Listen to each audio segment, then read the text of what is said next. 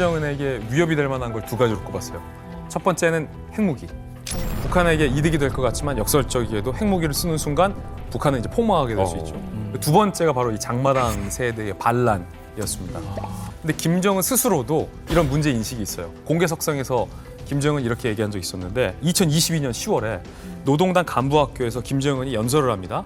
그런데 평양 내에 있는 MZ세대에 대해서 김정은이 뭐라고 표현했는지 보면 매우 흥미로워요. 뭐라고 하냐면 반사회주의 및 비사회주의적 현상들, 그리고 기회주의적 반혁명 사상 경향들, 비조직, 무규율, 부정적 요소들이라고 이렇게 MZ세대들을 지적하면서 그 뒤에 나오는 말이 사실은 굉장히 중요합니다.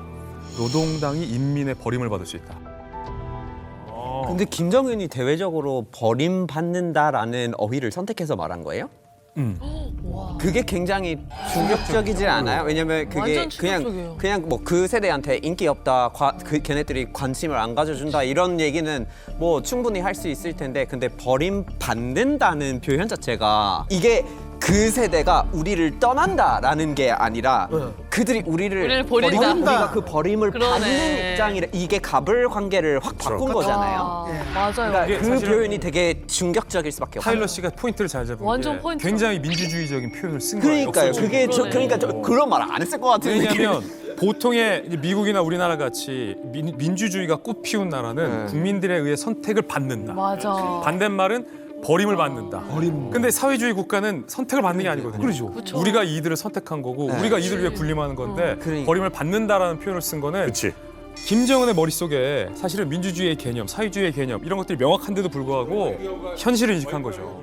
북한의 최고 지도자 입에서 노동당이 인민에게 버림받을 수 있다는 얘기가 나온 적이 한 번도 없어요. 그렇죠. 이게 최초예요. 처음. 그런데 이 세대 격차, MZ세대, 장마당 세대들의 민심 이격 때문에 노동당이 버림받는다는 의미가 뭐냐면 정권이 몰락한다는 얘기죠. 와, 아니 북한이 절대 권력 아니에요, 김정은이. 근데 장마당을 무서워한다는 게 좀 사실 이해가 잘 안 되는데. 이게 장마당 세대는 다들 아시다시피 이제 90년대에 고난의 행군 때 네. 태어난 세대들입니다. 당이 우리한테 배급을 안 해준 세대예요. 우리를 굶어 죽게 내버려 둔 거예요. 그러니까 북한 정권에 빚진 세대가 아니에요. 우리 스스로 시장에 나가서 생존을 해왔던 세대이기 때문에 이 북한 김정은의 3대 독재에 대해서 가장 로열티가 떨어지는 세대라고 볼 수가 있거든요. 진정한 자력갱생이시다. 그렇죠. 부모 세대와 다르게 당에 대한 믿음이 없어졌기 때문에 내 인생은 내가 책임져야 된다. 그렇게 자란 장마당 세대가 사실 지금 북한의 변화를 주도하고 있다고 봐도 과언 아닐 겁니다. 네. 북한의 MZ세대, 장마당 세대. 김정은이 아무리 지져봐라 나는 내가 길 가겠다라는 게 장마당 세대 같습니다. 자, 그러자 김정은이 이제는 도저히 안 되겠다. 휘어잡아보자라는 생각을 하면서 강력하게 처벌할 수 있는 법을 만들었다고 합니다. 맞습니다. 기자들은 한류 3법이라고 부릅니다. 그 시작은 반동문화 배격법입니다. 나만 드라마 못 보게 하는 거예요. 그다음에 또 후속타 법안이 발표돼요. 그다음에 이거의 최종 종착점이 저는 진짜 꼰대 3법이라고 표현하고 싶은데 평양 문화보호법을 올해 1월에 북한이 최고인민회의에서 제정을 했습니다. 어렵잖아요. 평양 문화보호법. 쉽게 말해서 오빠 금지법. 자기야 금지법. 나만의 말투, 드라마에 나오는 한국 말투, 남조선 말투, 남조선 풍습 따라하는 거 강하게 처벌하겠다라는 거예요. 이게 여기서 드라마 봤다고 총살했다 등의 보도가 나오는 게 바로 이 법안에 걸려서인데 법안 단속 초기라 매우 엄하게 단속을 하는데 남조선 영화 한편마 남조선 노래 75곡을 메모리 기억지에 입력하여 시청하는 범죄를 감행하다 적발되었습니다. 마땅히 이 기회에 대한 책임을 지하되 따라서 이 장마당 세대들이 안 들어요. 말 되게 안 들어요. 그러니까 김정은이 정말로 마지막 벼랑 끝 선택으로 가는 것 같아요. 강력한 처벌. 근데 문화의 역사에서 아무리 옥죄고 간섭하고 탄압할수록 문화는 더 번지거든요. 저는 그래서 이 한류 3법, 꼰대 3법의 결과가 어떻게 날지 너무 개인적으로 궁금합니다. 아, 이 북한에도 이제 새로운 세대의 등장이 좀 기대가 되겠는데요. 장마당 세대가 아무래도 이제 북한에서 포섭하기가 힘든 세대거든요. 그러니까 어떤 탈북 청년을 봤는데 그 청년이 얘기하기를 돌격대 입대를 딱 했는데 탄광으로 딱 들여보내더래요. 근데 거기서 탄광 입구를 딱 보는 순간에 나 여기서 살 수 없다 싶어가지고 바로 탈북을 했다 그러거든요. 옛날 한번 생각해보세요. 내가 지금 북한 그렇지. 그 뉴스를 보면서 충격을 받았던 게 뭐냐면 고등학교 3학년 애들이 졸업을 하는데 한 반 전체가 결의를 해. 그래서 다 탄광으로 가는 거야. 근데 걔네들 다 개인마다 다 꿈이 있었을 텐데 이게 하나의 체제가 그들의 그냥 개인적 꿈을 다 무시하는 거잖아. 옛날에는 결의합니다 하고 그냥 갔는데 맞아요. 이제는 그게 안 통하는 세대가 있거든. 그러니까 그러네. 북한에서도 이제 뭐냐면 약간 건너뛴다고 하나? 맞아. 이 세대 말고 근데 더 큰 문제는 이제 다음 세대 어린애들이죠. 그러니까 특히 어린이 세대부터 이제 이른바 알파 세대라 그러나 MZ 다음 세대를 포섭하기 위해서 지금 그 북한 정권에서 굉장히 관심을 많은 그 노력을 하고 있다고 합니다. 아니 MZ 세대도 따라가기가 쉽지 않은데 지금 알파 세대까지 지금 그렇죠. 알파 세대가 뭐예요? 통제가 이제 될까? Z까지 갔잖아요. 네. 알파벳 더 없어요. 돌아서. 그러면 그리스 문자에 들어가는 거죠. 알파. 알파. 그다음에 이제 이렇게 베타 세대. 코로나 할 때 알파, 베타, 델타 이런 거 있었잖아요. 네, 델타. 그런 거 이제 들어간다라는 얘기고 그래서 그게 언제부터 시작되냐면 그러니까 Gen Z가 끝나는 거는 2012년도이니까 딱 스마트폰 보급률이 점점 올라가기 시작할 맞네. 때부터 예, 그 태어난, 이제 알파 세대가 생긴다 이렇게 얘기를 하더라고요. 그래서 스마트 기기를 어느 정도 만지면서 자란 세대. 맞다. 아, 그러니까 아이들이 다르잖아요. 그러니까 애들이 비디오 테이프를 계속 뽕뽕이를 보던 큰 애가 있었는데 둘째는 이 탭을 통해서 그러네. 그렇지. 자기가 3살 넘기면서 보는 거예요. 보고 싶은 걸 보는 완전히 바뀌었네. 완전 다르네. 완전 다르죠. 맞아요. 김정은 같은 경우에 북한의 이른바 가능성 있는 알파 세대를 잡기 위해서 몸부림치는 시도는 있었어요. 소년 대표회의가 있었는데 한 5천 명 이상의 아이들이 모였어요. 얘네들의 마음을 잡기 위해서 뭘 돌렸냐? 한번 화면 보시죠.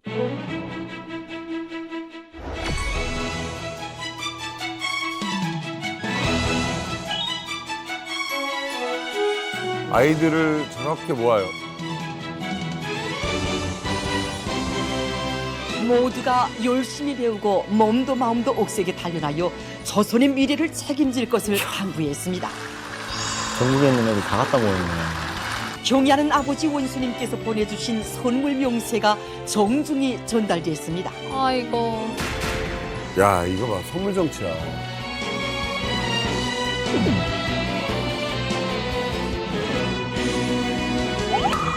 우와. 일본 샀어. 손목시계.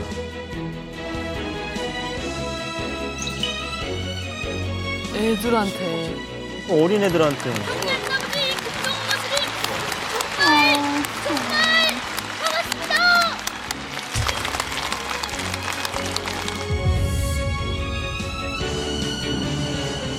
근데 저게 정말 뭐 아니면 좋은 것 같아요.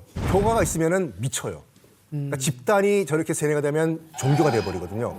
그러니까 여러분 기억하시겠지만 히틀러의 유겐트라고 해서 18세 이하의 소년단들이 있었는데 베를린이 소련군에게 무너지기 직전에 끝까지 총 들고 난 히틀러를 위해서 죽겠다라고 덤볐어. 부모가 갔어. 야, 정신 차리라고 나 따라오라고 했더니 오히려 아빠를 욕했어요. 아니 히틀러 우리 총통을 위해서 죽어야지. 아빠는 그건 정말 충성심이 없다고 세뇌가 되는 거예요 이게.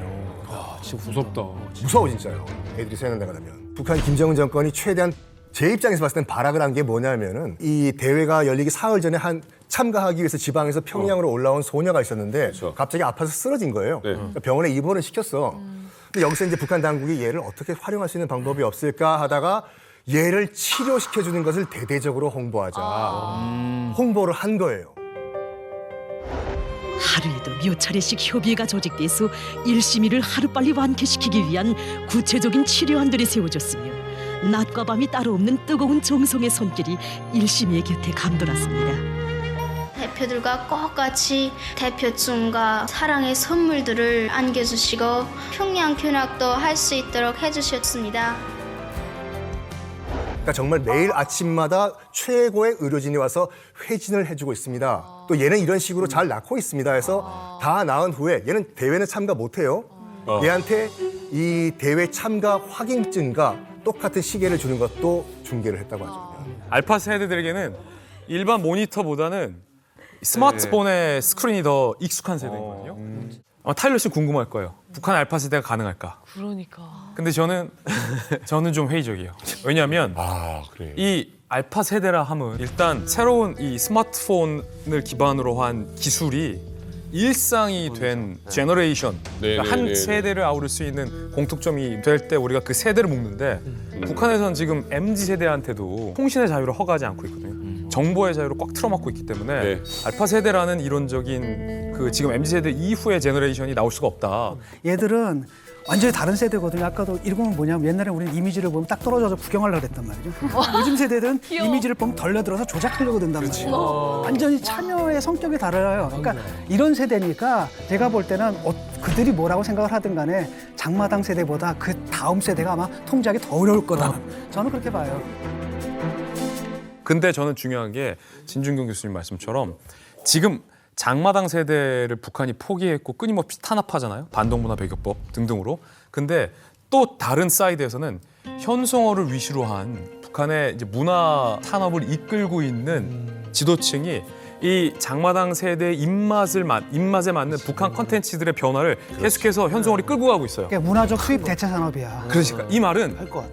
김정은 권력도 이 장마당 세대를 완전히 배척했다간 아까 말했잖아요. 노동당이 버림받을 수 있다라는 사실을 인지하고 얘들과의 계속 타협하는 커뮤니케이션을 하고 있다는 거거든요. 끊임없는 탄압만으로는 오히려 북한 정권이 붕괴될 수 있기 때문에 저는 이 장마당 세대가 만들어 나가고 있는 이 같은 변화가 글쎄 이런 말 있잖아요. 장강의 뒷물결은 끊임없이 안 물결을 민다. 그래서 저는 이 장마당 세대 있을 때 뭔가 북한의 주요한 변화 내지 변수가 발생할 것 같아요. 북한 내의 젊은 MZ 노동자들은 이제 임금 문제, 귀국 문제 이런 거 참지 않겠다는 거예요. 야. 갈린 때려줘. 이야.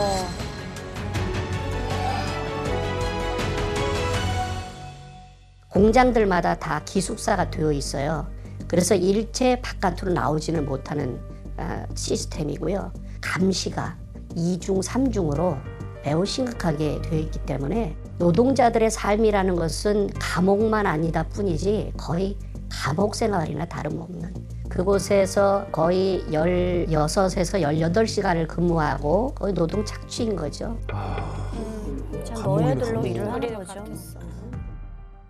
지금 단독 그 안에 노동자들이 16시간 이상 일을 하니까 햇볕을 못 봐가고 비타민 D가 부족해서 뼈가 다 녹아지고 부실해지고 하는 그런 병들을 많이 겪고 있어요. 북한 노동자들이 일하다가 공사판에서 다치잖아요. 그 법적인 것에 인해서 상해 보상금이 주어집니다. 그럼 이 상해 보상금이 노동자 개인에게 주질 않아요. 이 보상금을 받으면 국가가 가져가 버리고 그래서 북한 노동자들이 일하다가 다쳐도 병원에서 치료를 잘 못 받습니다. 기본적인 인권에 대한 착취가 많이 있는 거죠. 다친 건 개인인데. 진짜 얼굴 보기 싫다. 진짜. 예전하고 차이는 예전에는 그렇게 해도 폭동을 일으키지 못했어요. 맞아요. 왜냐하면 이 정권의 처벌에 대한 두려움 때문에. 그러나 지금은 의식이 굉장히 변화되고 있다라고 볼 수가 있거든요. 그 의식의 변화된 가장 큰 이유는 가장 대표적인 게 스마트폰입니다. 스마트폰을 본다고? 야, 이게 진짜 크구나. 아, 역시 정보구나. 드라마나 유튜브나 이런 거를 보고 싶어가지고 그래서 몰래 소지를 하고 하면서 외부 정보를 보기 시작하는 거예요. 그중에 이제 결정적인 게 한류의 영향이 큽니다. 한류가 통일을 한다니까. BTS가 통일한다니까. 왜냐하면 그 한류로 인해서 그런 사상이나 문화적인 의식 변화가 일어나는 거예요. 과거하고는 좀 다른 게 과거에는 먹고 살기 위해서 사실은 나왔거든요. 지금은 아니에요. 새로운 세계를 보고 싶고 접하고 싶고 경험해보고 싶어서 그래서 나와요. 젊은이들이 많이 이탈을 하고 있거든요. 그래서 체제 붕괴가 되고 또 그것이 가장 빠른 어떤 통일의 수순이 아니겠는가 하고.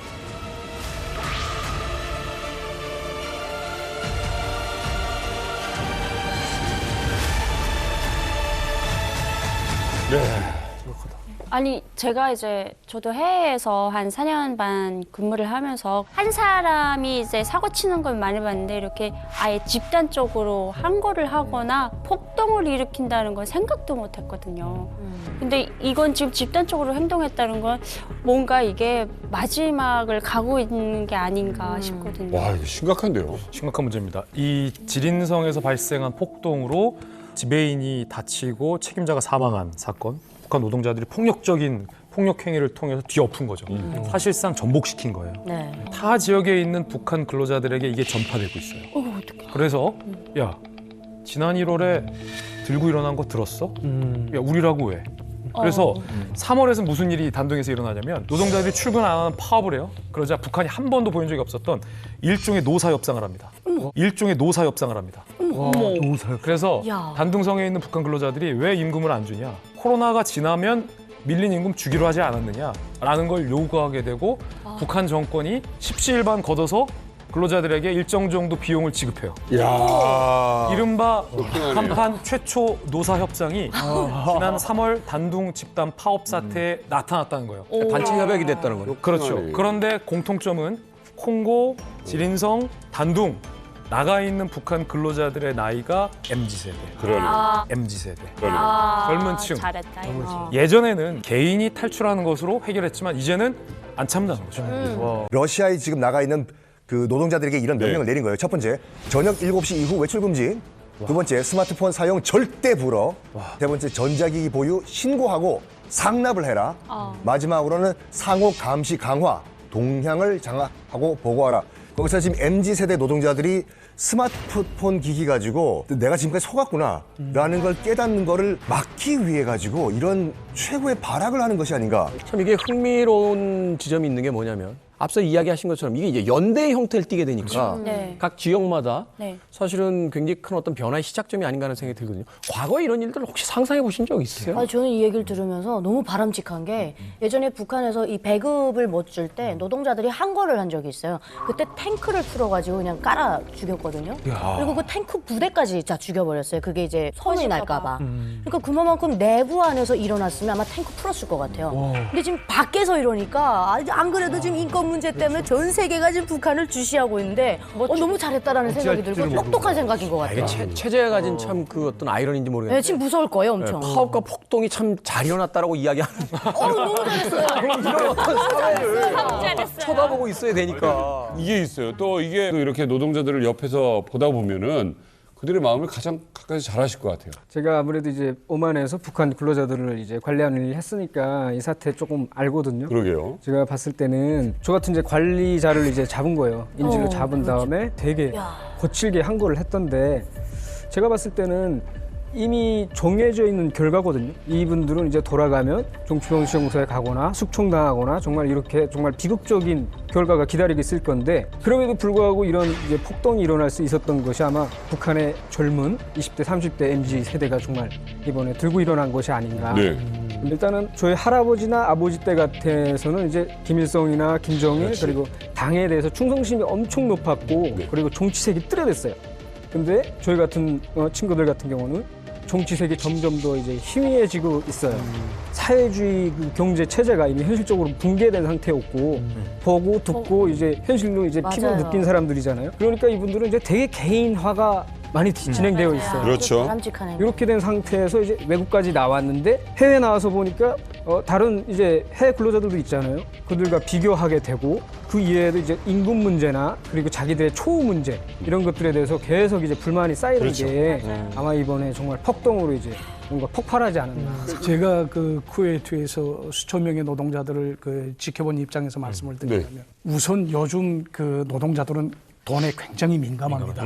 예, 굉장히 민감하거든요. 그러니까 이분들이 타양 만리에 나와서 뼈 빠지게 일을 하는 그 기본 목적이 돈을 벌기 위한 거거든요. 그 돈을 벌어 가지고 이제 귀국을 하면 그래도 부모 조자를 부양할 수 있으니까. 그래서 모든 걸 다 참고 지금 나와서 일을 하는데 수당을 주지 않았다, 보수를 주지 않았다. 이건 굉장히 심각한 문제입니다. 그러니까 이분들이 이제 노동에 대한 그 대가가 아무것도 없다고 라고 하게 되면 노동자들은 정말 이 화가 날 수밖에 없죠. 80층 살림집을 비롯한 다양한 형식의 고층, 초고층 살림집들.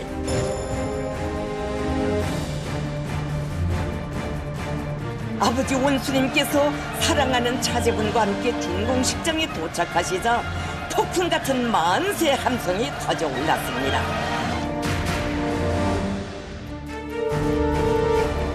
애를 어른같이 해놓고. 어머. 하이힐까지.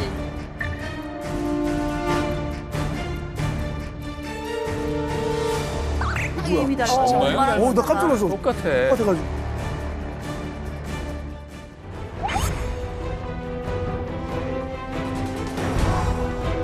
한국식 시술은 절대 안 돼요. 입지 못하게 하는데.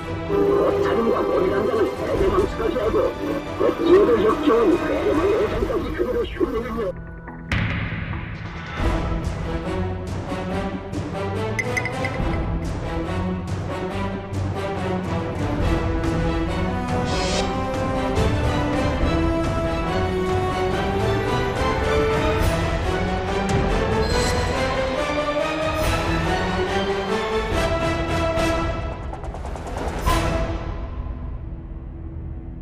제가 지난해까지 있을 때만 해도 유례 없이 그 선대들보다도 더 계속 정치적인 대규모 행사를 계속 하는 거예요. 그냥 갑작스럽게 저런 행사들이 열리다 나니까 우리들은 정말 고생을 많이 하거든요. 그냥 오지 좀 마라 제발.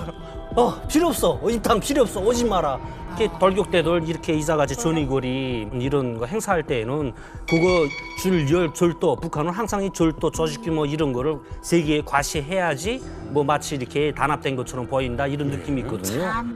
전위거리 준공식은 북한 정권이 청년들이라든지 심지어 또 대학생, 군인들을 동원해가지고 지은 그러한 건물로 이렇게 알고 있습니다. 이건 단기간 내에 지어진 것이고 북한 정권이 주민들에게 보여주기식의 건설 사업의 일환으로 보입니다. 아마 어느 지역에 아파트가 몇 채 지어졌다고 국가적인 차원에서 이렇게 대대적으로 선전을 하는 나라는 이 세상에 드물 것이다 이런 생각을 합니다. 그래서 우리가 이러한 북한 정권의 아파트 건설을 과시하는 이런 선전을 보면서 북한 주민들의 생활의 어떤 어려움 이런 것들을 놓쳐서는 안 되겠다 이런 생각을 하게 됩니다. 청년 세대들이 자발적으로 건설에 지원을 해서 1년 만에 전위거리를 준공했다. 그 자리에 미래 세대를 상징할 수 있는 주애를 대동하면서 시수루에 등장시킨 거죠.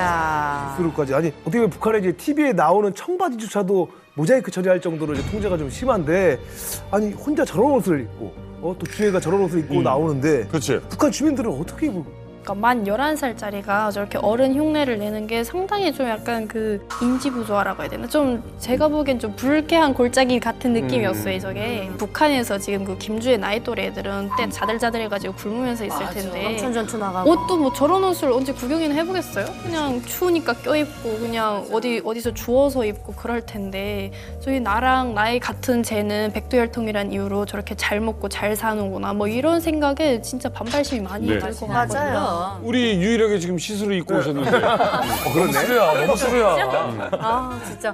저희가 북한에 있을 때 시스루 같은 옷이 국경으로 넘어왔어요. 이제 우리 현경 씨 아버님처럼 밀수하시는 분들이 많이 혁명적으로 가져다 주셨는데 문제는 이걸 입고 나갔던 적이 한 번 있었어요. 우리 친구 중에. 그걸 선생님이 와가지고 가위로 다 잘랐거든요. 아니 치마가 좀 긴 치마였는데 어느 정도까지는 까맣고 그 밑에가 시스루였는데 이걸 이제 가위로 막 해가지고 그걸 들고 나와가지고 얘를 단두대 무대에다 세워놓고 혁명적인 비판을 세우는 거예요. 그러면서 이게 어떻게 사회주의 양식에 맞는 옷인가? 동무는 도대체 어디에서 이런 영감을 받아서 이딴 옷을 입고 나왔나? 이건 분명히 봐도 불순록하면서 나왔다. 이렇게 해서 막 대대적으로 비판했어요. 그러면 저 지도자 딸이 저렇게 입고 나오면 그때 잘렸던 애는 지금 거기 살고 있는데 이거 뭐야? 안에 속이 비친다는 자체는 진짜 사회주의 생활 양식에 맞지 않는다고 뺏기는 거 둘째치고 가위로 자르고 치마도 무릎팍 밑에서 10cm 정도 내려와야 돼요. 머리도 주애가 얼마나 길어요. 북한에는 아이들 규정 머리가 있어요. 음악 하는 애들은 조금 머리를 멜 수 있는데 이렇게 풀러서 무슨 막 이게 마귀처럼 그렇게 못한단 말이에요. 지금 주애가 했네.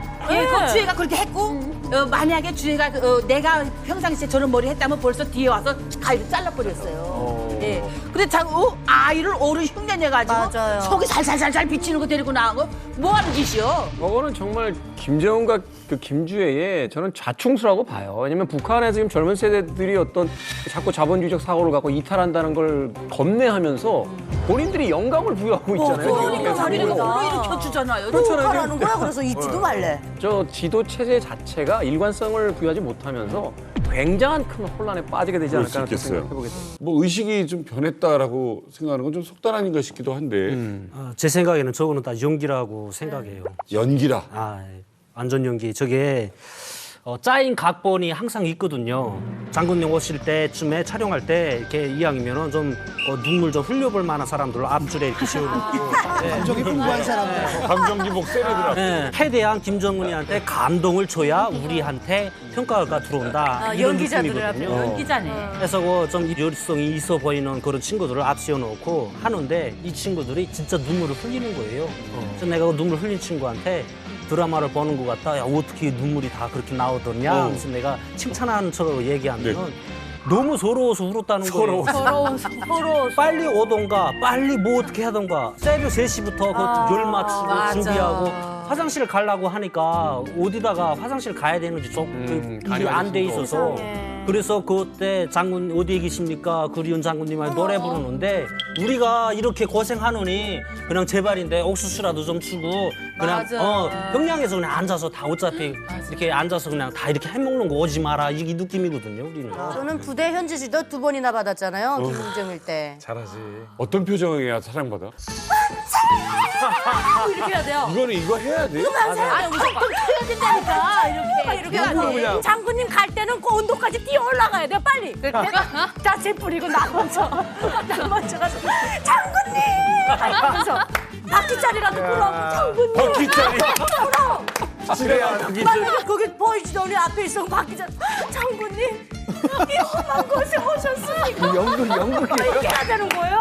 그래야 이 땅에 바퀴짜리 대박이다. 이야. 뭐 이러면서 우는 거죠. 아니 근데 현경 씨 같은 경우는 이런 거 보면 어때요? 어떤 생각이 들어요? 근데 저 다 겪었던 일이라서 진짜? 북한에 있을 당시에는 나도 장군님 한 번만 약간 우리 함께 와줬으면 그렇지, 좋겠다 그만. 이런 생각이 있었거든요. 어릴 때. 약간 어떤 사람일까 좀 하도 신격화를 당한 그런 세뇌 교육을 시키니까 너무 그때 당시에 저한테 있어서 너무 약간 유일무이한 그런 존재였던 거죠. 그렇죠. 그런데 전위 거리에서 막 지금 윤아 씨나 아니면 형님이 하셨던 것처럼 막 열광을 했잖아요. 그런데 저 사람들이 실제로는 장군님 속으로는 김정은이 무슨 또 집권을 해. 장군님 김주혜 같은 소리 하고 앉아있네. 싫다는 거지. 나는 마음이에요. 이중적인 생각을 하고 있다는 게 이 인식조사 결과 나온 그러네. 거잖아요. 맞네. 아무래도 먹고 사는 문제, 의식주 문제가 이 MZ 세대들이 김정은을 향한 충성심을 바닥으로 만드는 요인이 아닐까.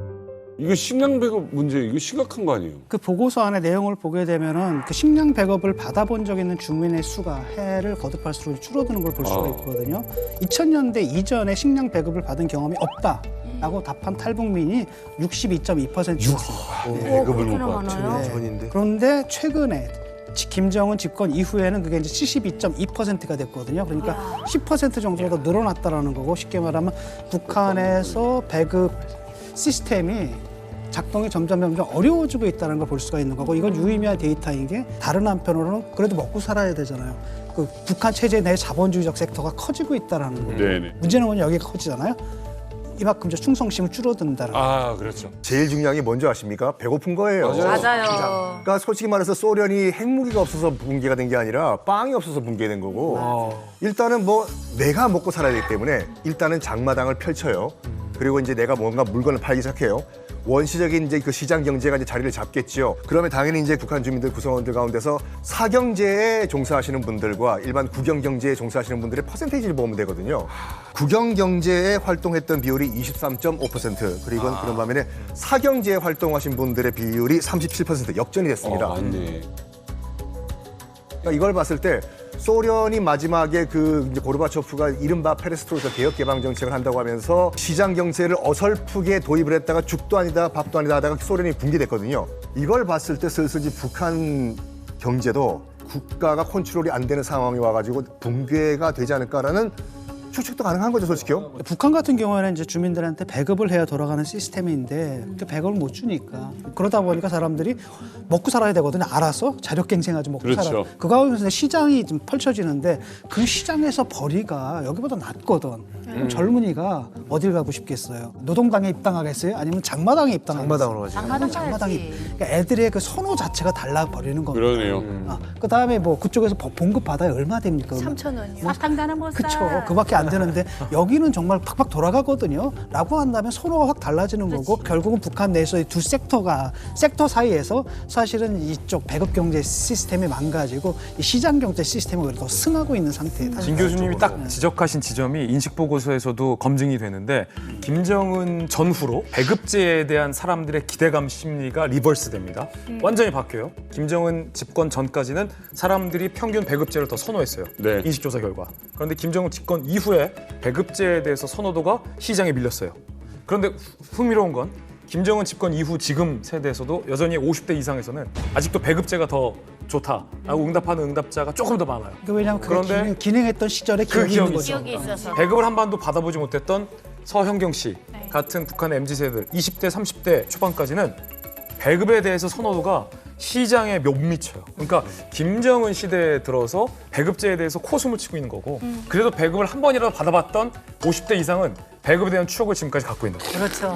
조난의 행군 시기 이후로 네. 아예 딱 끊겼거든요, 그게.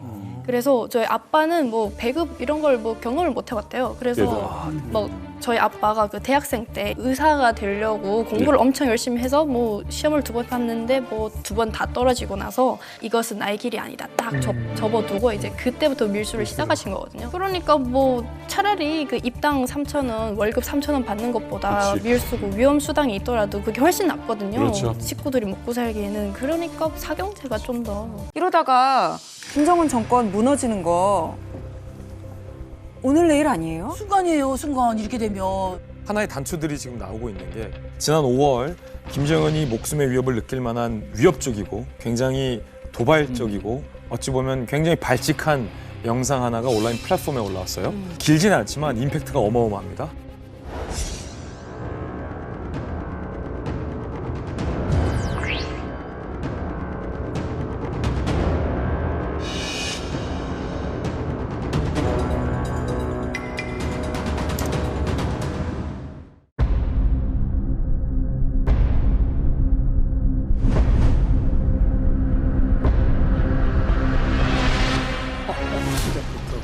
우리가 파괴를 하겠다.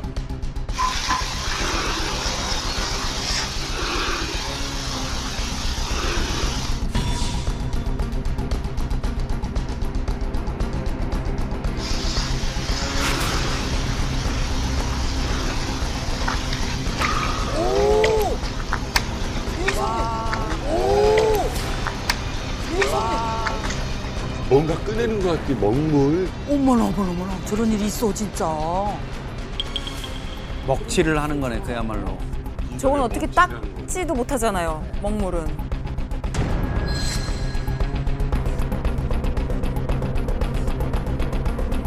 새 조선의 대청소는 대청소? 시작됐다. 뉴 조선. 개혁개방의 새 조선. 제목은 평양에서 온 편지라는 제목인데 이 영상을 만든 집단 이름이 새조선이라고 스스로를 표방하고 있어요. 그런데 이 명칭부터가 굉장히 도발적이죠. 새로운 조선을 만들겠다는 거예요. 그러면서 김씨 일가의 이 추악한 흔적들을 대청소하겠다라는 굉장히 도발적인 문구를 내걸죠. 저 영상이 촬영된 곳은 평양으로 추정됩니다. 북한 내부네요. 북한 내부죠. 그러니까 북한 내부에서 김정은 체제에 대한 강한 불만의 의식을 갖고 있는 사람들끼리 연대한 공동체가 있다라는 것을 밝히고 싶은 거죠. 그리고 그 이름은 새조선. 비석 같은 거는 뭐냐면 김일성이 다녀갔다던가 현지 지도를 했다는 그런 전적지 그런 표시예요. 여기 금방 이제 김일성이 가서 김정은이 가서 이 연필을 쥐고 순실동 뭐 잘했어 하고 딱 사인 하나 해줘도 이 연필이 진짜 천년 기념을 되거든요. 역사 기록으로 되거든요.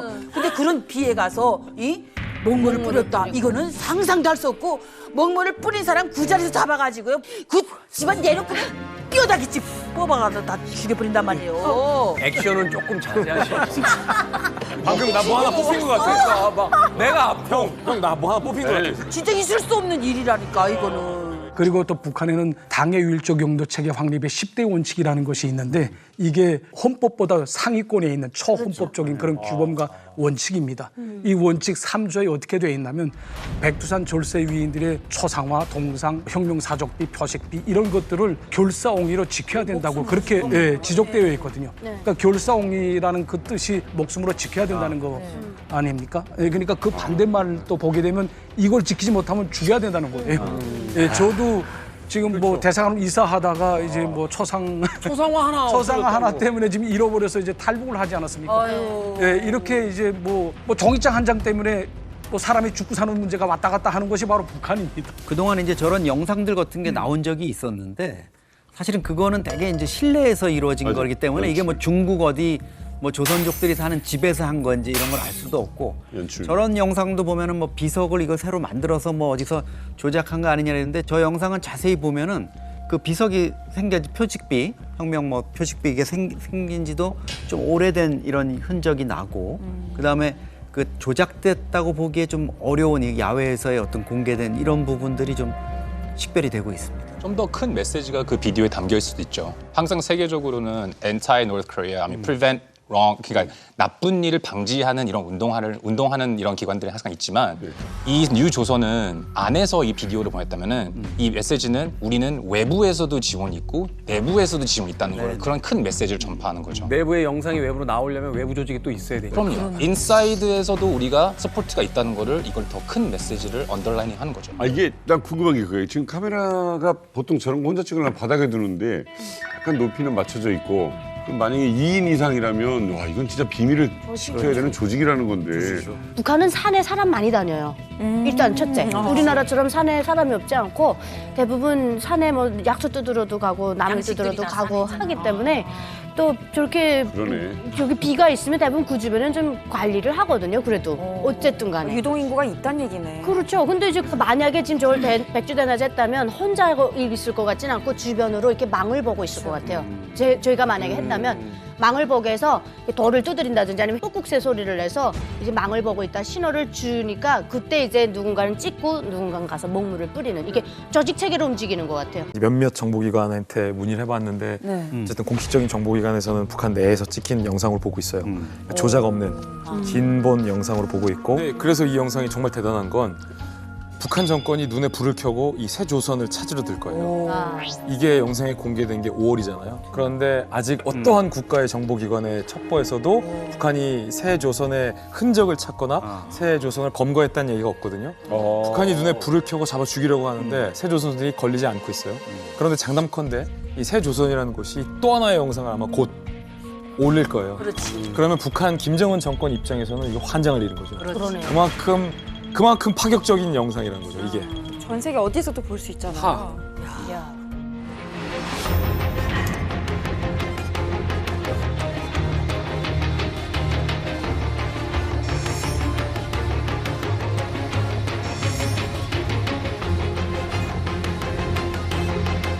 세조선이란 거, 저도 이제 이제 강령 선언문을 봤어요. 목표가 명확해요. 우리 이 조선민주주의 인민공화국이 이 꼬라지가 된 것은 김씨 부자 세습 때문에 그렇다. 맞아. 김씨 세습 타도예요. 특히 지금 척결상 1호는 명확하게 김정은이라고 명시를 했어요. 그리고 제가 정말 눈여겨본 단어가 뭐냐면 청탁병탄이라는 한자를 썼어요. 이게 중국 유교 말인데 청탁, 말던 발던 흐리던 병탁 다 끌어안는다거든요. 성공한 쿠데타와 성공한 혁명은 나와 반대를 했어도 우린 다 끌어안는다거든요. 이걸 파악하고 있어요. 어설프지 않다. 굉장히 어설프지 않아요. 기본적으로 식자층이라는 추론이 가능하네요. 그렇죠. 기본적으로 인텔리들이 이 만든 조직이라는 것이 거기서 이제 다 드러나는 거니까. 새 조선, 뭐 이 로고라고 그래요, 뭐 CIA라고 이런 것도 만들었어요. 촌스러운 그게 아니야. 아까 그 우리 N자에 대해서 잠깐 말씀하셨잖아요. 정말 시그네처한 게 이 N자의 낙서들을 보면은 북한 엠베시에 이런 낙서를 하는 거죠. 오, 진짜구나. 저 N, 있죠. 그 캐피탈 N은 그 뉴 조선의 N의 그 아이코닉한 시그니처고. 약간 옆으로 보면은 Z 같기도 하다. 조로처럼. 그렇죠. 아까 CI처럼 네. 하나 쓰고 하나 밑으로 또 썼네. 그러니까 밑으로 이렇게 올린 건 J고 조선에 네. 이렇게 진짜네요. 왼쪽으로 간 건 뉴의 N이에요. 그렇게 해서 N을 만들었구나. N을 보면 딱 누가 봐도 거기서. 딱 N으로 보이는데 이거를 아이코닉한 우리 뉴 조선을 다 이제 전파하는 거죠. 먹물을 이렇게 비석으로 던지는 그 심플한 영상보다는 더 큰 메시지가 있다는 게 우리는 인사이드 앤 아웃사이드의 서포트가 있다는 거를 크게 말해주는 거예요. 해외 한두 명, 두세 명이 모아서 야 우리 오늘 낙서하러 가자. 대사관에 이렇게 낙서하는 그런 경우는 그렇게 할 수가 없어요. 또 이런 그 낙서에 보면은 No Three Kims, No 김정은 꼭 이런 타이틀이 있어요. No Three Kims는 김일성, 김정일, 김정은. 그 김 씨의 세대를 우리가 반대하고 있고 또 현재 김정은을 우리가 반대하고 있다. 네. 그러니까 이게 원라인 메시지가 뚜렷하게 자기가 메시지를 전파하는 거죠. 이들이 이제 세조선 홈페이지 일명 홈페이지에 뭔가 하나를 올렸는데 문건이에요. 근데 북한 내부의 깊숙한 관계자, 북한 내부인이 아니면 획득할 수 없는 문서로 보이는 문서들을 올렸거든요. 경애하는 원수님께서 주최 2014년 1월 8일에 비준하여 주신 문건. 최근 식인 범죄 실태를 검토 분석한 인민보안부의 보고, 대책 보고 문건이에요. 이 내용이 굉장히 끔찍한데 배급이 되지 않아서 굶주림과 생활고에 시달리는 주민 일부가 결국 이제 가족의 어떤 인육을 먹거나 혹은 인육을 먹을 목적으로 다른 사람을 살해했다라는 범죄 내용이 적나라하게 적혀있는 보고서이거든요. 그런데 지금 저 글씨체나 아니면 북한이 전형적으로 쓰는 보고서 어투와 정확하게 일치하고 있거든요. 북한 말이요? 예를 들어서 주체 몇 년을 쓴다는 건 알지? 아니 아무리 뭐 굶주림에 시달린다 해도 전 이것만큼은 지금 이 시점에 같은 땅에서 살고 있는 사람들이 이랬다는 거는 믿겨지지 않거든요. 근데 저는 고난의 행군 시기에 탈북에서 왔잖아요. 네네. 2097년도부터 탈북 시도해서 2007년도에 도착했거든요. 10년 만에. 없지 않은 소리예요. 계속 들렸댔어요, 시장에서. 제가 보건대는 북한 내부 문서와 형태적으로는 비슷합니다 보니까. 네. 그리고 또 글씨체도 북한 내부에서 쓰는 그런 총봉체를 네. 썼거든요. 네. 근데 뭐 그것만 가지고 진위 여부를 무슨 판단하기는 조금 어렵지 않습니까? 근데 제가 보건대는 여기 좀 한 가지 어설픈 게 뭐가 있냐면 첫 문장에 뭐 경의하는 원수님께서는 다음과 같이 말씀하셨습니다.라고 이렇게 써져 있는 그런 문장이 있습니다. 원수님께서는. 예, 근데 이게 뭐 북한의 국가 문건에는 정확히 조남이라는 소위 이름이라는 게 들어가야 돼요. 그러니까 경의하는 김정은 원수님께서는 이런 식으로 들어가야 되는 게 국가 그 문건의 그 매뉴얼이거든요. 그런데 이게 없는 걸 봐서는 조금 좀 어설프긴 합니다. 예. 기본적으로는 이제 프로의 기술은 느껴져요. 저도 이게 한 30년 넘게 이제 문건 가져오는 사람들이 엄청 많거든요. 언론이든 뭐 연구기관 그러겠네. 하려고. 근데 그런 목적으로 이제 가짜로 만드는 거에 아주 조잡한 게 있는데 이거는 이제 말하자면 가짜라 그래도 A급 문건인 거는 틀림없는 것 같아요. 내용 형식이나 이런 것들을 적어도 봤거나 이런 원본에 가까운 거를 보고 북한에 이런 거에 종사했거나 관여했던 사람이 만든 그건데 문제는 뭐냐 하면 여기에서 좀 결정적인 게 2014년 1월 8일인데 1월 8일이 김정은 생일이에요.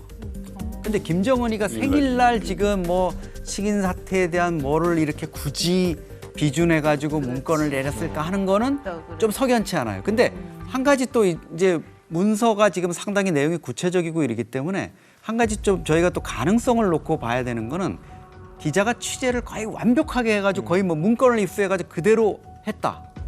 그런다고 그걸 그대로 달달달달 있는 팩트를 다 넣지 않거든요. 그렇죠. 왜냐하면 그 취재원이 그러면 치명적인 상처를 입을 수도 있기 때문에 중요하지 않은 몇 개의 팩트의 날짜라든가 내용이라든가 이런 걸 좀 틀리게 넣습니다. 취지는 분명하게 뭐냐면 북한 내에서 이런 끔찍한 일까지 벌어지고 있고 이것이 약간 김정은과 좀 연관시키려는 그런 의도에서 만들어진 문건인 거는 틀림없는 것 같아요. 이게 솔직히 말해서 이제 엿먹이려고 하는 거예요. 이게 진짜는 가짜는 상관없이 지금 이거 가지고 지금 우리가 토론을 하고 있고 또 해외 정보기관도 이거 진위 여부 가지고 지금 조사를 하고 있을 거잖아요. 이미 공론화가 됐어요. 아, 북한에 정말로 굶어 죽는 사람이 있고 그 시신을 먹는 거가 사실인지 한번 확인해 보자라고 공론화가 되고 있는 거예요, 지금요. 그래서 저는 늘 이제 그 혁명을 얘기할 때 늘 드리는 말씀이 이제 퍼스트 펭귄 이론이에요. 그러니까 남극에 있는 얼음 위에 있는 펭귄들이 다 이제 무서워서 못 뛰어 들어가고 있는데 누가 하나가 용기가 나가지고 퍼스트 펭귄 뛰어 들어가면 와르르 다 뛰어 들어간다고요. 그래서 근데 퍼스트 펭귄은 죽을 확률이 많아요. 그렇지. 범고래가 밑에 있을지 물개가 밑에 고래가 있을 수도 있고 상어가 있을 수도 있고 이 지금 뉴조선이란 움직임이 뭐 진짜든 가짜든 그것이 상관없이 이 꽉 찬 기름 탱크에서 불을 탁 붙여주는 불쏘시개 역할만 해주어도 큰 역할을 하지 않을까 생각을 해요. 그렇게 희망을 하는 거죠. 그런데 영상이나 게시글 같은 걸 보면 뭐 진위 여부를 떠나서 굉장히 조직적이고 전문가적인 느낌이 난다는 것에는 다 동의를 하시는 것 같아요. 근데 그 이유가 있다고 합니다. 바로 이 새 조선에게 일종의 멘토 같은 조직, 이 새 조선이 당당하게 이념과 사상을 따른다고 밝힌 이 조직이 바로 북한 밖에서 활동하는 반북 단체인 자유조선입니다.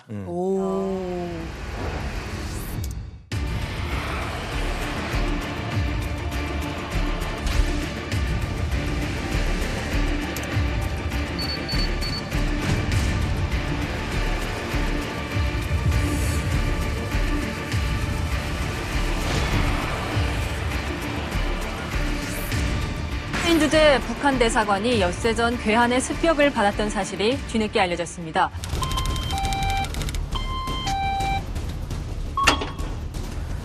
무슨 일이십니까? 소영석 상무관을 만나러 왔습니다. 들어가시죠.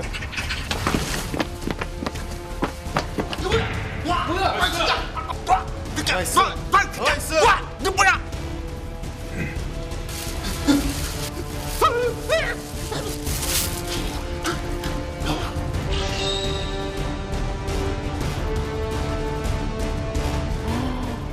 우리 안에까지 들어가서.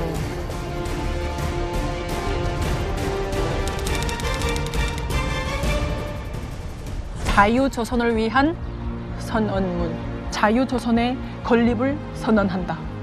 이 정부가 북조선 인민을 대표하는 단일하고 정당한 조직임을 선언한다. 조선은 자유로워야 하고 자유롭게 될 것이다. 일어나라, 일어나라. 노예가 되기 싫은 사람들아. 네, 깜짝 놀랄 일이었어요. 한겨울에. 항상 변조도 안 하고. 네.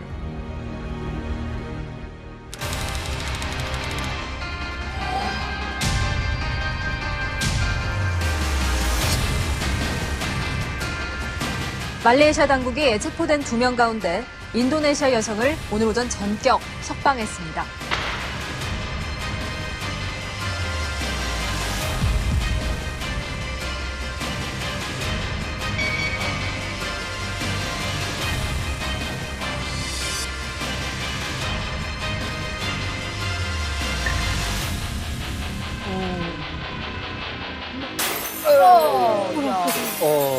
이게 충격이었죠.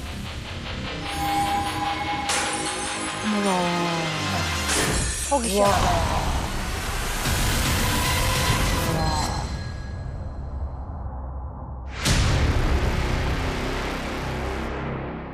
이야, 김정은은 보고 좀 떨었겠는데?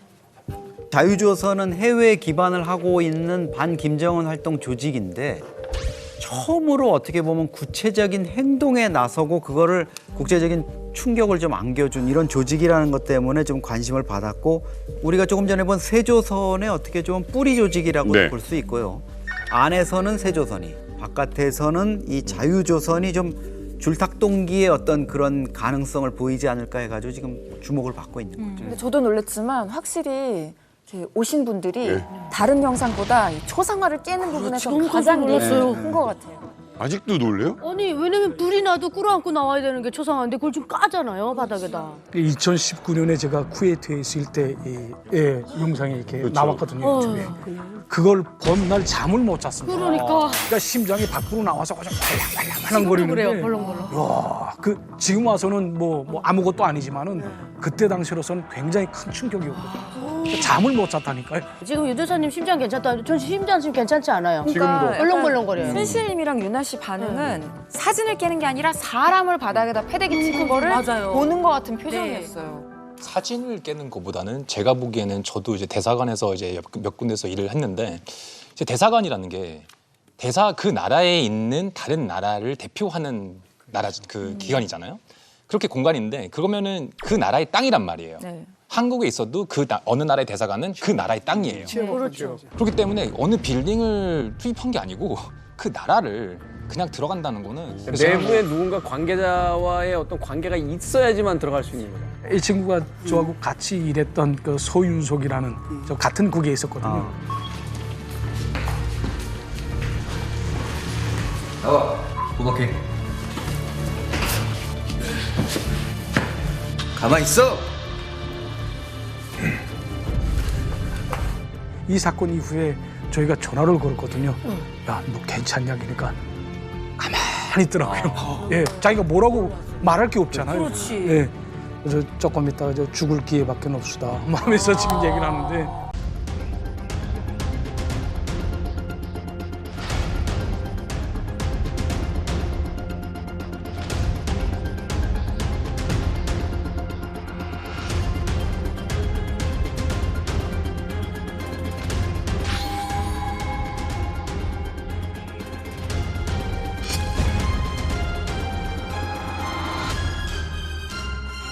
북한이 크리스토퍼 한을 빨리 스페인으로 보내라 이렇게 요구를 했고 그래서 이제 미국에게 스페인이 계속 압력을 넣고 있는 것이다 이렇게 주장하는 분들도 있는데 맞습니까?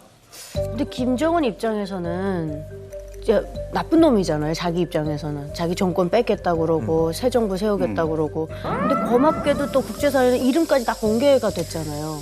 그러니까 당연히 김정은 입장에서는 어떤 방법을 쓰더라도 죽이고 싶겠죠. 아마 찍혔을 것 같아요. 김정은에게 찍힌 건 이미 전에 찍혔다고 봅니다. 왜냐하면 자유조선이 그 세계를 떠들썩했던 그런 첫 번째 사건은 따로 있거든요. 김종남이 암살된 직후에 그의 아들 김한솔이 이제 뭐 북한으로부터 암살 위협을 당하고 있다고 하면서 이제 SOS를 날리거든요.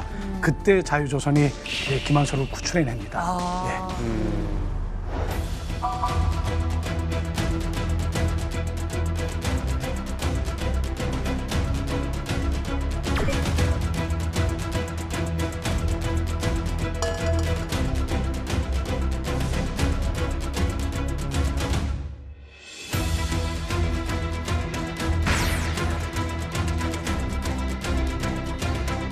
Life, so I really don't know how he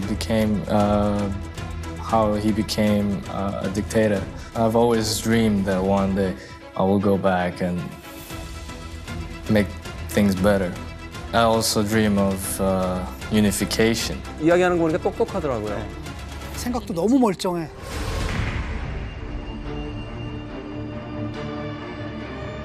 아, 충격이야, 충격. 남의 나라 공항에서.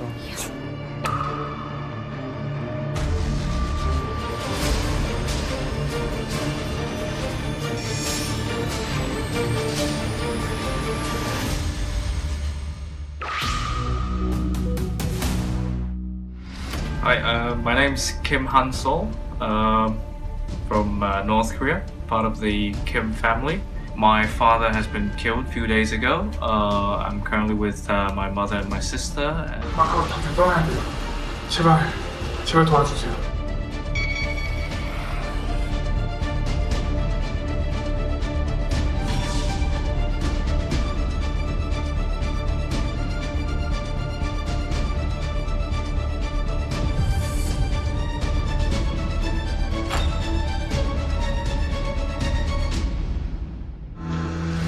다행입니다. 일단 네덜란드로 가면 됩니다. 부디 안전하게 도착하기를 빕니다. 항상.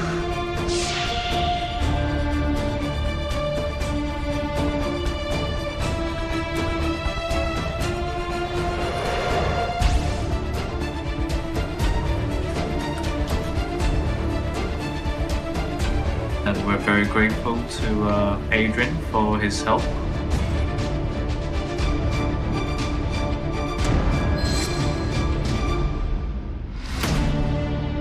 그 자유조선이 사실은 그 전에 김정남에게 망명정부, 임시정부의 수장이 돼 달라고 부탁했거든요. 그러니까 아마도 김정남 암살 사건의 배경이 그건 것 같아요. 그 김정은이 딱 했는데 아직은 사실은 장남은 사실 김정남이거든. 그다음에 김정남은 너무 멀쩡한데 자기는 이제 폭군이고. 그러니까 사실은 그 북한을 갖다 아직 완전히 장악하지 못했던 당시에 완전히 경쟁자로 느껴지는 거죠. 정변이라도 일어나면은 김정남을 수반으로 하는 새로운 정부가 세워지지 않을까 이런 두려움 때문에 이제 암살을 한 것 같고 그 이후에 이제 김한솔의 목숨을 이제 구해주는 거고. 그러다 보니까 또 어떤 추측이 나오냐면 이 사람들 목표가 결국은 옛날에는 김정남 세워가지고 북한의 정변을 일으켜서 김정은 몰아내고 거기다 뭔가 이제 개혁 정부를 세우려고 했던 건데 이제는 김정남 대신에 그의 아들이 김한솔을 내세워가지고 같은 일을 하려는 게 아니냐 이런 추측이 좀 나오고 있습니다. 김한솔이 정말로 새 지도자가 될 수 있을까요? 그걸 바라는 걸까요? 제 생각에 북한에 정말 새로운 체제가 들어설 경우에 잠깐 일시적이더라도 김한솔이 리더가 될 수는 있다고, 그 가능성은 없지 않아 있다고 봐요. 전혀 주민들이 듣도 보지도 못한 사람이 리더로 나서는 것보다 그래도 백두혈통이라는 그렇죠. 설득력이 있겠고 뭐 그리고 뭐 생긴 것도 잘생긴 것 같고 똑똑하고 소감형이다. 네, 그리고 뭐 바램으로서는 이제 해외에서 보호받고 있는 동안의 리더로서의 자유와 민주주의에 대한 그런 교육, 리더십 어느 정도의 교육을 받고 있다고 한다면 일시적이더라도 이제 리더로서 역할을 할 수 있지 않을까. 제 생각에도 뭐 세습의 신물이란 북한 주민들이 다시 김한솔을 선택한다는 것은 조금 어렵다고 생각을 합니다. 그리고 지금 현재 정권이 이제 무너지고 새로운 정권이 수립된다면 아마 제 생각에는 군부에 의해서 추대되는 그런 지도자가 될 가능성이 좀 있다고 생각을 해요. 북한 주민들 자체가 지금 세뇌에 빠져 있기 때문에 뭐 와야 된 이런 종국을 빨리 하루빨리 수습하고 이제 뭐 새로운 그런 안종을 되찾기 위해서는 이제 군부에서 추대되는 그런 지도자가 될 가능성도 배제할 수 없다고 봅니다. 김한솔을 내세우는 게 그 백두혈통이라는 거거든요. 북한 주민들이 워낙 그 백두혈통에 익숙하다 보니까 그걸 정통성으로 인식하는 습관적으로 그런 측면이 있겠지만 일단은 그 정권이 무너진다라는 건 이른바 혈통에 의거한 통치에 대한 반발인데 그걸 위해서 또 다른 백두혈통을 데려온다라는 건 사실 개연성이 좀 떨어지고 실제로 자유조선에서도 그럴 일은 없을 거다라고 이제 밝히고 있습니다. 자, 어쨌든 자유조선 뭐 정신을 이어받아서 지금 이 북한 내부에도 김정은 정권을 무너뜨리겠다라는 어떤 이 단체, 뭐 작은 규모지만 조직이 있다라는 거는 충격적인데 앞으로도 이런 게 더 생길 수도 있지 않을까요? 일단 과거의 예를 보시면 알 수가 있는 건데 실존했던 반북 단체가 북한에 있었어요. 여러분 북한 내부에 자유민주정당이 있었다라고 하면 믿으시겠습니까? 물어본 적이 없는 정당이요? 네. 정당이 자유민주정당이요. 북한 당국이 이거를 홍보에 활용을 해요. 실제로 누군가가 자유민주정당을 창당하려고 했고 검거가 됐고 이건 처벌받았다라고 주민들에게 만약에 또 다른 시도를 하면은 이런 후과 결과가 난다는 그건 홍보를 하고 있거든요. 이야, 처음 듣는 얘기인데요?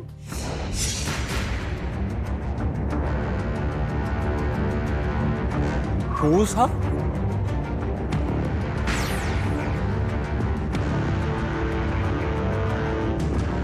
이른바 자유민주주의 체제에 의한 새로운 당을 창건하고 새 정부를 세운다고 하면서 불순 녹화물을 시청하는 과정에 알게된 10여 명의 불순 분자들과 국가 정보 공무원을 꾸미면서 미쳐나지다가 인민의 위험한 심판을 받았습니다.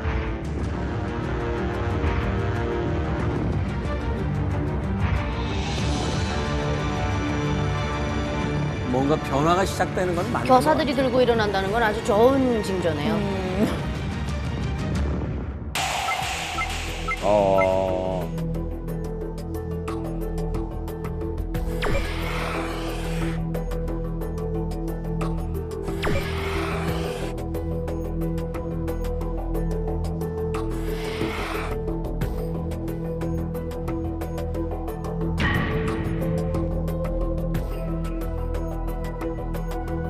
달콤한 유혹에 빠져 자기의 수령을 해치려고 날뛰는 무서운 혁명의 원수들. 세상에서 가장 우울한 우리식 사회주의를 해치게 하는 위험한 독소입니다.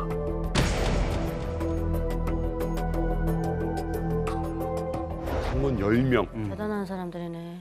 초기 이제 수립 단계에서 발각이 됐고 이제 처형이 됐다는 건데. 그 영상을 보면 저는 이런 일이 있었다고 믿거든요. 저건 나오는 거고 저건 진짜예요.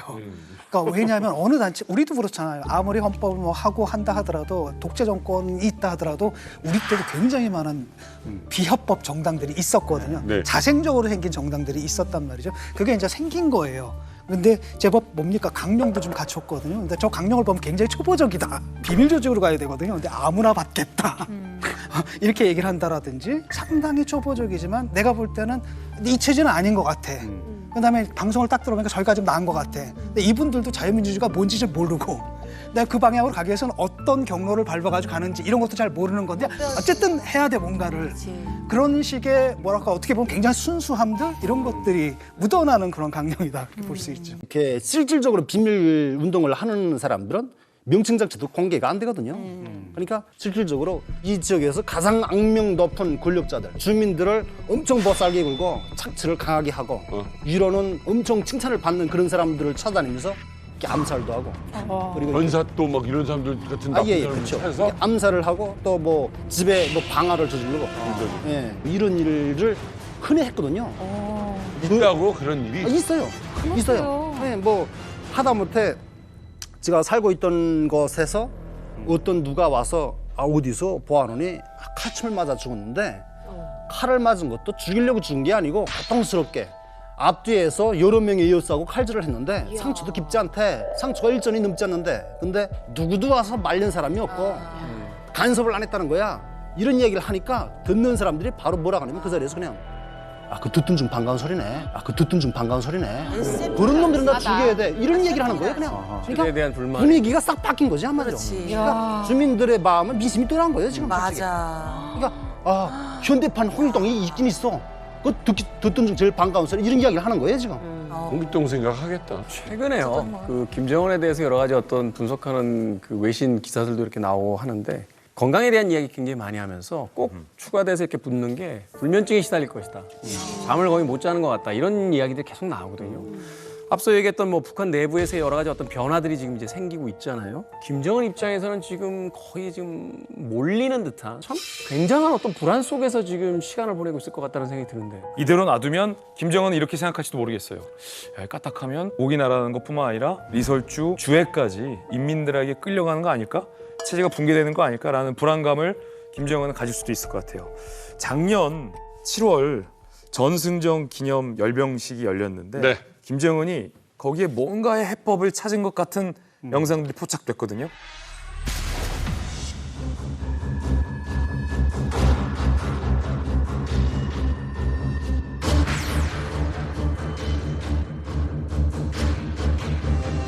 일반적인 군부대가 아닌데요?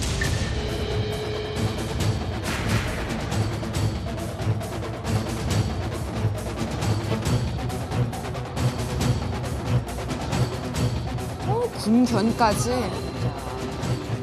가지가지 한다. 이에 일심단결을 해치려는 온갖 계급적 원수들의 악랄한 준동을 형의 붉은 칼로 무자비하게 쳐갈길 소저의 의지 서리뻘치는 데요. 이야, 뭐 쇼단체 같다. 쇼단체 진짜.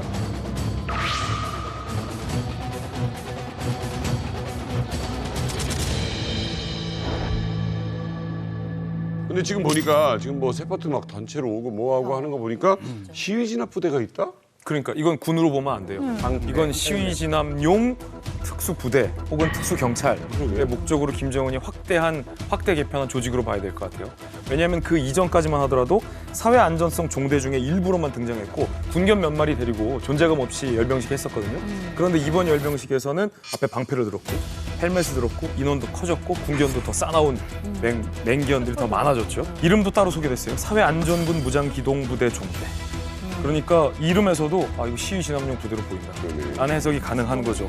부대의 위상이나 규모와 특성이 확연하게 확대되고 달라졌다는 걸 볼 수가 있죠. 이 부대 행진할 때 이제 북한 아나운서 멘트가 나왔거든요. 목숨보다 귀중한 사회주의 제도를 해치는 원수들에게 혁명의 붉은 칼을 쳐갈길 서리빨 대오.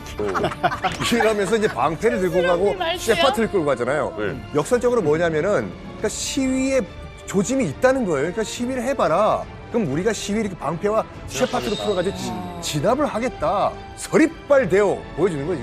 근데 진짜로 뭐 저렇게까지 대규모 부대를 이끌지 않아도 충분히 북한에서는 시위가 일어날 수가 없는 환경인데 시위가 있을 수가 있어요? 처음 봤어요, 한국에 와서. 대규모 시위는 없었더라도 김정은이 굉장히 뭔가 위협으로 느꼈던 사건은 북한 내부에서도 이 공개화된 것이 몇 건 있습니다. 대표적인 게 2012년에 김정은이 이 문수거리 류경원을 현지 지도하러 가는 길에 향나무 아래에 탄창이 가득 찬 기관총이 숨겨져 있었던 것이 발견돼서 굉장히 아찔한 상황이 있었고요. 2015년은 김정은이 이제 노동당 창건 70주년을 앞두고 비행장 확장 공사 현장을 현지 지도하는 일이 있었는데 그때 안내소 천장에서 북한 광산에서 사용되는 폭발물이 가득 들어있는 상자가 발견된 일도 공식적으로 기록이 돼 있어요. 여러 정보기관들이 추정하는 것은 김정은을 위해하려는 시도가 많게는 26번 있었다. 라는 집계와 통계도 있습니다. 그래서인지 김정은이 최근 들어 부쩍 경호를 굉장히 강화했어요. 일단은 경호하는 인원을 대폭 늘렸어요. 뭐 옛 소련 KGB 출신 인사 10여 명을 고용해서 호위사령부 훈련을 늘리기도 했고요. 그리고 굉장히 신장이 큽니다. 그리고 특수훈련을 받은 이 경호원들을 대동에서 데리고 다니는 모습은 뭐 2018년 남북 정상회담 당시에서도 여러 차례 목격이 됐었잖아요.